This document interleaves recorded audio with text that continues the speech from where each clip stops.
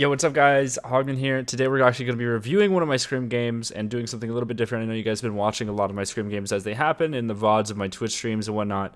Today we're actually going to be shaking it up. I'm going to review one with you that I've taken, I've cut up, and I have the most important parts of this Scrim game ready to go for you guys. And I want to know what you guys think about this video, so be sure to leave a like on this video or a dislike. Let me know what you think.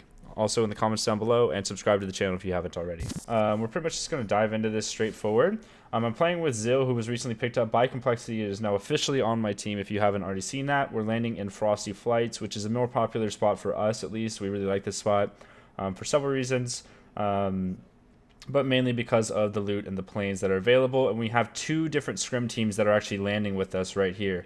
So I land on the top here. I'm actually going for the bottom floor chest and the bottom floor loot spawns. So there's two spawns right there. Didn't get anything. I hear this guy chopping into this wall here. So I end up getting the chest first, getting the gun. He goes for attack shotgun, and I SMG this guy until he's dead before he gets his shotgun, and he never gets a shot on me.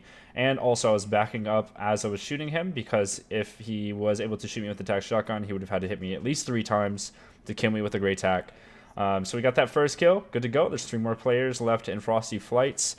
And right now we're just kind of like looking for them. I'm looting, trying to get a little bit of shield. I end up getting 9 dynamite, which is going to play a little bit, give a more important feel to what's going to happen later. But I'm pretty much just like looking for shield and looking for a long range weapon, because you can see I don't have an assault rifle. I have 2 shotguns, an SMG, and a pistol, and some dynamite, right? We see one plane flying around to the left there. We see one guy rotating from the watchtower over to where Zil is, but Zil is safe. He's got shield. He's got a loadout. He's ready to go. We're pretty much just playing this as slow as possible, looking for fights, looking to third-party people as they fight. I get a nice scoped AR and a grappler, which is really, really important for the next upcoming fight, because I now have a really long-range weapon. I see one guy on the porta-fort. I get the scoped AR glitch where it like kind of jitters you to the side, which is really odd. And I'm just looking for shots on this guy, right? Miss a couple. Hit 2 right there. Notice that he's white, so he actually has 54 health left. 23 twice, 46 damage, 54 health left. So I'm trying to finish off this guy at the top here, looking for pokes. Nice, I hit him twice with a double headshot, end up finishing him. He was the solo, and I knew that because he was instantly eliminated. So that was the teammate of the guy I killed first. And now we start calling that we're going to spam dynamite on the guys who are actually in this building. They're both in one box. You can see him right there. I'm looking for shots on him now. I missed a couple. His teammate tries to go for the porta fortress. I throw one more dynamite left just to reduce any more building that's going on and kind of kill the mats. I finish off that one guy with the scoped AR, and I look for the second guy. End up seeing him pushing Zil, get a nice double headshot, and end up killing my buddy Yo-Yo. Keep it up. Pretty cleanly, and that ends all the fighting because we had one person run from the hangars up north for the planes. So we're moving on from mid game because there really wasn't anything exciting here. We dive on a team that was sitting in a box with our plane. They end up rifting out. We can't really engage on them.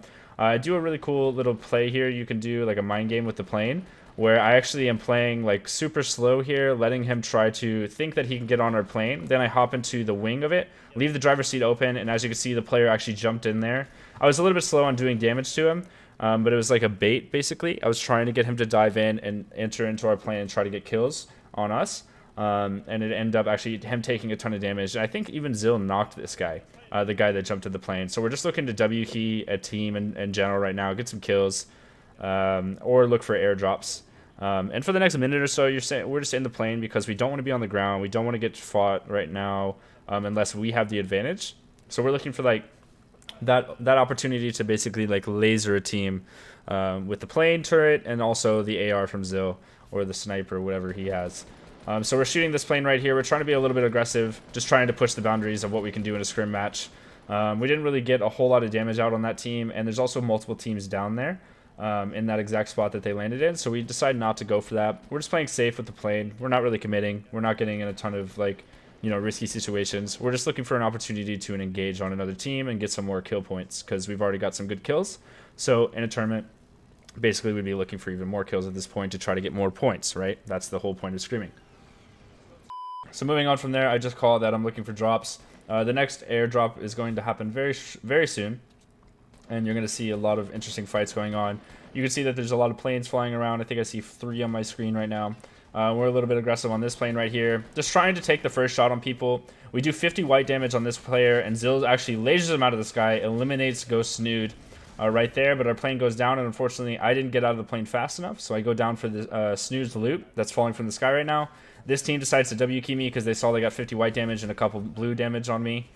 So I'm actually trying to dodge the plane right here with the grappler, and we get a full engage off on this team, and now we're fighting fully. I'm trying to disengage a little bit, trying to get away from them so I can AR them, look for any type of like long range shots.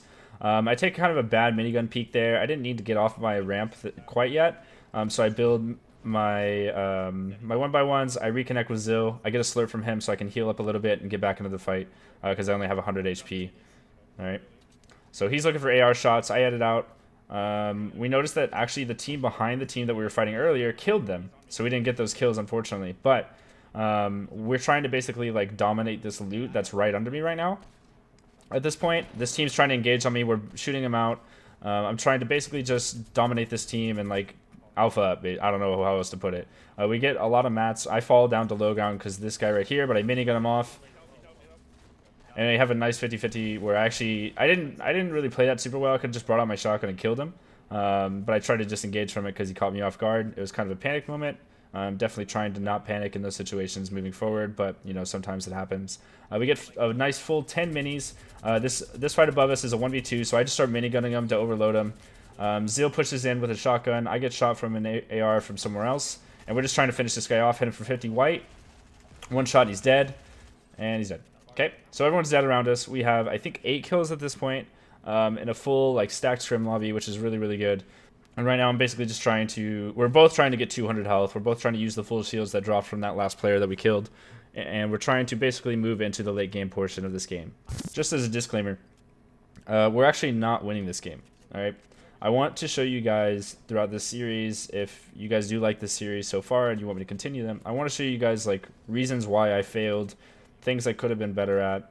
And explain and like work through my problems with you guys as opposed to just in my own head. You know, I think it's more interesting for you guys to see what I learn as I learn it. This is an interesting situation that I recognize. I recognize that there's about 4 teams around us in 3 different directions. There's 2 teams to our east, 1 to our south, and 1 to our west. So I call for a launch pad, and this is kind of a controversial thing. I don't think we had the launch pad here in hindsight. I think that we could have just walked northwest instead of having the launch pad here. I was just so afraid of people like literally just W keying us and then we being stuck that I called for the launch pad. And that launch pad would have been way more useful in the late game. So I think that was a mistake on my shot calling part.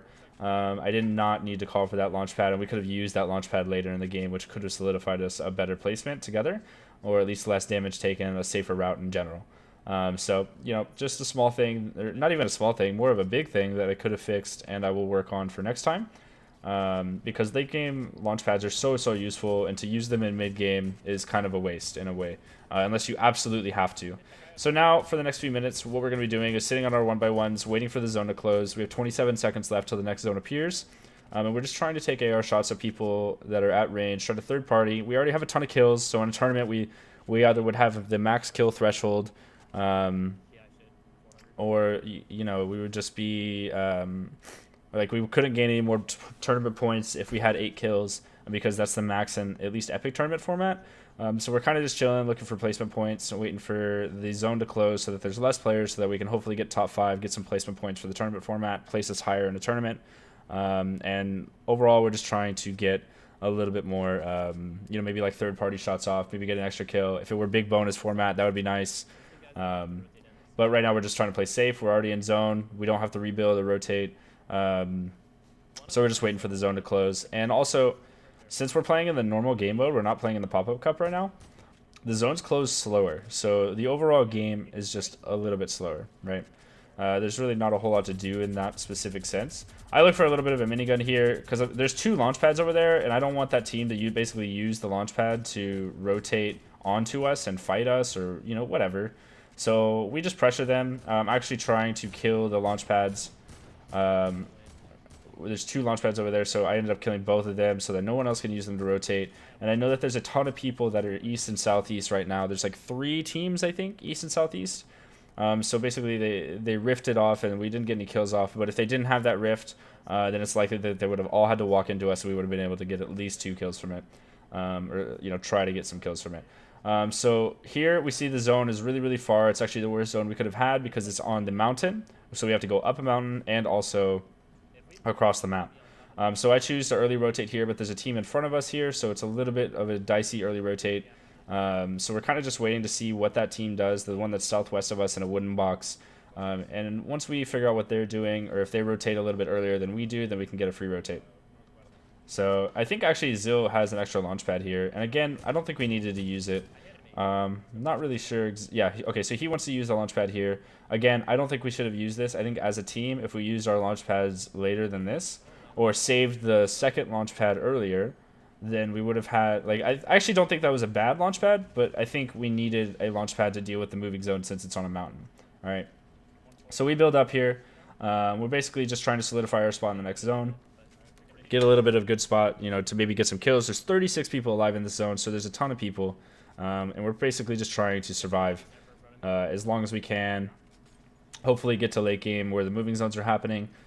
And now that we have this spot of the real estate, I'm basically just like looking for picks. I noticed that there's fighting southwest, so I look for minigun, just trying to get as much damage off. And minigun is kind of like a niche weapon that I was trying out this game. I'm not sure that it's a permanent good thing to use, especially because like the servers were so laggy due to so many people in this zone that like the minigun damage wasn't even registering on the player that I was shooting right here. Like you could see so many blank hit markers because the server just wasn't registering, even on the walls. So unfortunately, I may not use this in a tournament mode where there's so many people in the circle. But we actually do get zone here. Unfortunately, Zil gets hit with a nade, which kind of attributes to us not being able to do as much as we want to in the late game. But Zil does have minis, so he's got 100 HP. We still have our spot. We didn't fall down. We have zone. And this is where the launch pad would have been super useful, right? Even though we have zone, it's completely down a mountain. It's really not like super like great to have this zone, because it would have actually been better if it were on the same elevation and we were to actually just walk across the mountain. But since we have to go all the way down here, I end up taking a little bit of damage here. It's just super vulnerable. There's so many players trying to get down. You know, I'm trying to basically like look for a little bit of a picks, and then I decide like it's not even worth it because of all the lagginess and the craziness of the rotation. I pop another mini, so I have 125 or 127 HP. Zil still has about 102 HP, and we're going to use grapplers here. And my goal right now is really just to stay with Zil.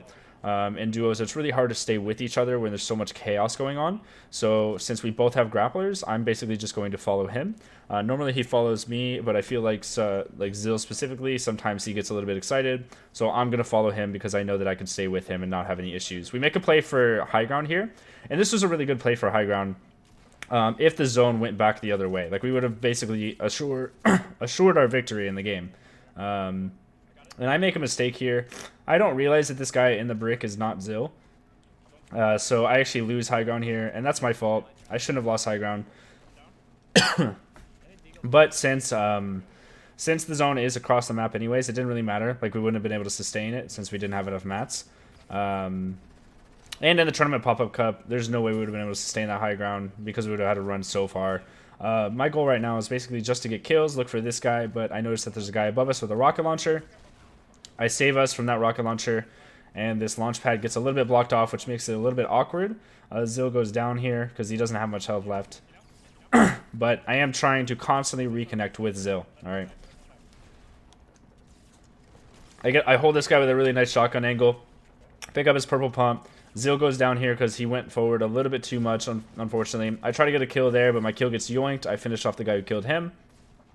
And right now my goal is really just to survive till the top 5, which we basically just hit. I try to midi twice, and here's where I make my biggest misplay of the game. So I actually am trying to shoot the guy off high ground in a moment, and I'm trying to survive because I want to take high ground with my grappler. But the problem is that I take too long to shoot him off. He's building with metal right there. I just see he's on one floor, and I knock him off, but it takes way too long, and I actually die because of it. What I should have done is basically just grappled up and then just boxed second to high ground and let everyone below each other kill each other. So I actually, like, the game ended literally a couple seconds after like I died. And if I would have just survived, or maybe even not made the high ground play and just chilled in a box, like that could have been better too. It's really hard to tell, but I think that if I would have just chilled, been patient, I would have been able to at least close in top 3 for another set of placement points in a tournament format, or even maybe even be able to clutch out the win, which would have been a big deal because I did have enough health to be able to do it, and everyone else was really low too. So it's what it is, and I'm glad that I could share this with you guys. If you did enjoy this video, again, be sure to leave a thumbs up. Leave me down with some feedback in the comments below of what you thought of this series, and if you want to see more, and also subscribe to the YouTube channel for future videos. Thanks, guys, all for watching, and I'll see you guys all next time. Have a good one.